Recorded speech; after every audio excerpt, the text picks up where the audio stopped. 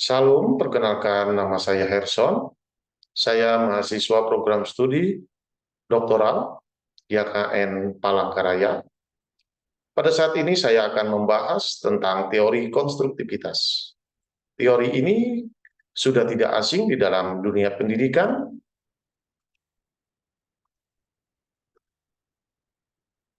Teori konstruktivitas dalam pendidikan adalah salah satu proses yang melibatkan interaksi antara guru dan siswa dengan tujuan sebagai berikut. Yang pertama, membangun pengetahuan baru bagi mahasiswa. Yang kedua, membangun pemahaman baru bagi mahasiswa.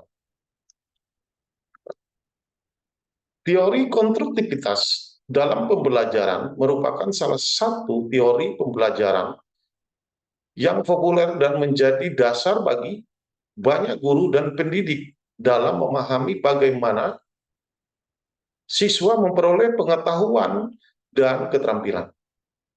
Konstruktivitas menekankan pada peran aktif siswa dalam membangun pemahaman mereka sendiri melalui pengalaman, refleksi, dan interaksi dengan lingkungan.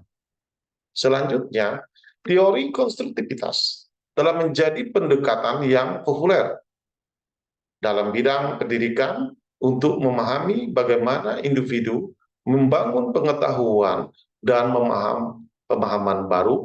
Teori ini menekankan bahwa pembelajaran adalah proses konstruksi di mana individu secara aktif terlibat di dalam membangun pengetahuan melalui pengalaman, refleksi, dan interaksi dengan lingkungan.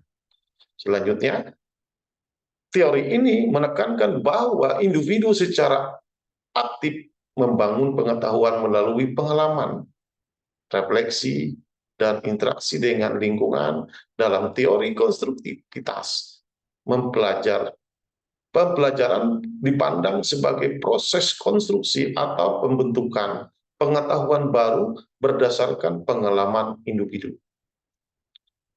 Teori ini juga menekankan bahwa individu secara aktif membangun pengetahuan melalui pengalaman, refleksi, dan interaksi dengan lingkungan. Dalam teori konstruktivitas, pembelajaran dipandang sebagai proses konstruksi atau pembentukan pengetahuan baru berdasarkan pengalaman individu. Salah satu tokoh yang sangat penting dalam teori konstruktivitas, Lev Vygotsky, mengemukakan beberapa konsep yang relevan untuk penerapan konstruksi pengetahuan dalam kegiatan pembelajaran. Nah, berdasarkan teori konstruktivitas merupakan teori yang menganggap belajar sebagai proses aktif di mana pembelajaran mengkonstruksi pengetahuan baru berdasarkan pengalaman mereka sebelumnya. Nah, manfaat penerapan teori konstruktivitas dalam pembelajaran ini ada 4 hal yang sangat penting. Yang pertama, meningkatkan keterlibatan siswa atau mahasiswa. Yang kedua, pengembangan pemahaman yang mendalam. Yang ketiga, yaitu meningkatkan keterampilan berpikir kritis mahasiswanya, mendorong pemecahan masalah kreatif. Nah, di dalam teori konstruktivitas pembahasan kali ini, yang pertama dalam penerapan teori konstruktivitas dalam pembelajaran, terdapat beberapa pendekatan yang dapat diambil. Yang pertama, pembelajaran harus berpusat pada siswa, di mana siswa diberi kesempatan untuk aktif terlibat dalam proses pembelajaran. Guru dapat menggunakan strategi seperti diskusi kelompok, proyek kolaboratif, atau penugasan berbasis masalah untuk mendorong keterlibatan dan partisipasi daripada siswa itu sendiri. Nah, selanjutnya dalam pembahasan ini juga terdapat dalam lingkungan pembelajaran juga perlu diciptakan untuk mendukung konstruksi pengetahuan siswa. Guru juga perlu menciptakan lingkungan yang inklusif, aman dan positif, di mana siswa merasa didukung untuk berbagai ide dan pendapat mereka. Selain itu, penyedia sumber daya yang relevan seperti buku, media digital, atau atau alat peraga akan membantu siswa dalam membangun pemahaman mereka. Selanjutnya dalam pembahasan ini juga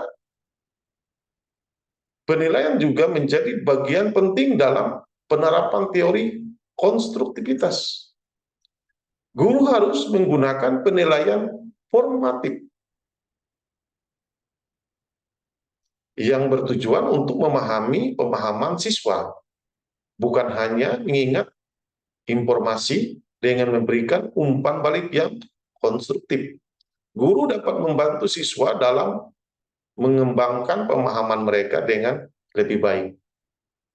Nah, dalam pembahasan ini disimpulkan, dan saya simpulkan, yang pertama, penerapan teori konstruktivitas dalam pembelajaran memberikan manfaat yang signifikan bagi siswa dengan mengedepankan keterlibatan siswa yang aktif, pengembangan pemahaman yang mendalam, keterampilan berpikir kritis, dan pemecahan masalah kreatif. Siswa dapat mengembangkan pengetahuan yang lebih bermakna dan relevan. Selain itu, pendekatan ini juga mendorong kemandirian siswa dalam membangun pemahaman mereka sendiri. Nah, selanjutnya, penting bagi guru untuk mengadopsi pendekatan konstruktif dalam kegiatan pembelajaran dengan menciptakan lingkungan yang mendukung, memberikan aktivitas yang melibatkan siswa, dan menggunakan penilaian formatif yang berfokus pada pemahaman siswa. Nah, guru dapat memfasilitasi pembelajaran yang bermakna dan efektif. Nah, dengan demikian, siswa dapat menjadi pembelajar yang aktif, kritis, dan kreatif di dalam mengembangkan pemahaman mereka. Nah, kesimpulan kali ini sampai di sini pembahasannya. Biarlah pembahasan ini berguna bagi kita semua, untuk para pembaca, pendengar. Sekian pembahasan teori konstruktivitas dari saya. Terima kasih. Tuhan Yesus memberkati kita. Salam.